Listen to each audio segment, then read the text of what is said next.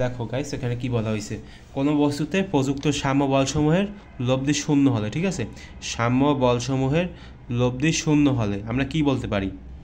দেখো, বস্তুর গতির অবস্থা পরিবর্তন হয়, বস্তুতে কোনো ত্বরণ থাকে না, বলগুলো সাম্যাবস্থা সৃষ্টি করে, বস্তুর গতির অবস্থা পরিবর্তন হয় না, এটা কিন্তু হবে না। কেন হবে না? মনে করো যে এখানে একটা বই আছে, তোমাদের ফিজিক্স বইতে এরকম একটা জিনিস আছে যে এখান থেকে টান দেওয়া হয়েছে এবং এখান থেকে টান দেওয়া হয়েছে। তো এমনভাবে টান দেওয়া হয়েছে যে এখানে লব্ধি হচ্ছে তোমার কি বলো তো, তোমার এখানে লব্ধিটা হচ্ছে তোমার শূন্য, ঠিক আছে।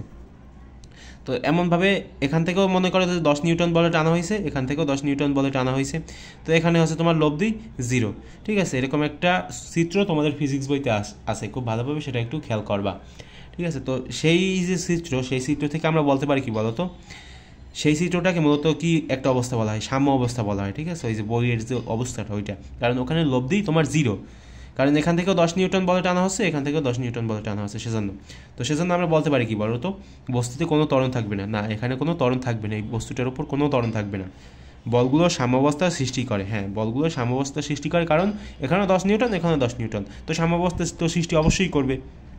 আর দেখো এখানে কি লেখছে যে বস্তুর গতির অবস্থা পরিবর্তন হয় না, বস্তু যেখানে যেখানে আছে সেখানেই থাকবে, গতির মানে এর যে গতির যে অবস্থা সেটা কিন্তু পরিবর্তন হবে না, অর্থাৎ 2 এবং 3 সঠিক। তো আমরা এখন বলতে পারি কি খ নাম্বার সঠিক। তো দেখো, এগুলো কিন্তু এক একটা কনসেপ্ট, তো এগুলো খুব ভালোভাবে মাথায় গেঁথে রাখবা।